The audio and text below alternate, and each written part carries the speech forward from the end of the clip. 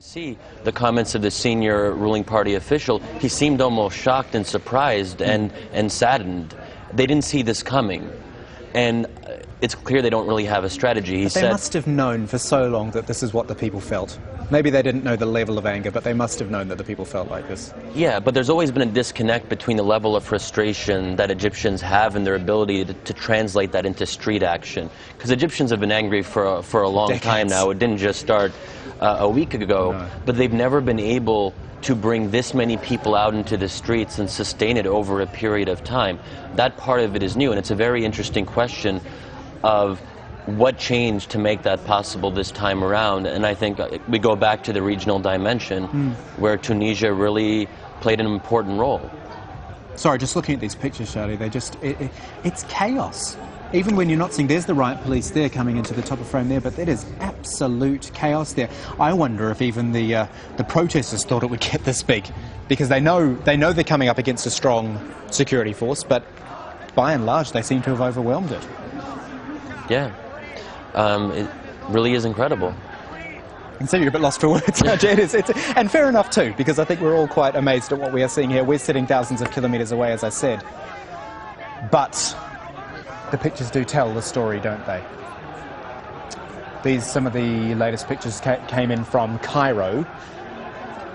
And let's look at Suez. Talked you through some of these pictures early today. I want to do it again, actually, with Jamal El-Shel, who's on the line there. Jamal, well, actually, no, what's happening right now? Then we'll talk through what we saw before. But what's happening right now? Jamal, the situation is probably chaotic, is the best way to put it. Protesters have literally taken over the center of the town, or the city, a place called Al-Arba'in. They've surrounded the police station there. Some of those who've been detained over the past 48 hours have been freed. Several armored vehicles have been set alight or taken over, thrown on, tipped onto their sides. It's just getting from bad to worse as far as the security services here are concerned. And as far as the protesters are concerned, they tell me they were pushed to this. We saw the demonstrators begin what was a peaceful demonstration, and it was only when they were confronted by large fire engines which tried to ram through these crowds that things turned to the worst. And these pictures which we're looking at right now, just earlier, Jamal, we've talked the viewers through them again. I think we should do it again, or before we should do it again. That line of police that was there, I think you said in one of your earlier reports that 4,000 extra troops were brought in, was that right? Yes, 4,000 extra troops were brought in Friday morning. That's to add to the several thousand that were already present in Suez, but that seems to have done little, because exactly the point. Sorry, Jamal. Exactly the point I wanted to make, because the pictures, you're not seeing them just now, but the pictures, the police are actually surrounded by the protesters. It's extraordinary. Well, I guess the best way to put it is that, well, if the police have recruits, then so do the protesters, because I've been following the demonstrations here over the past 48 hours, and they haven't even been a fraction of the size that we've seen today on Friday.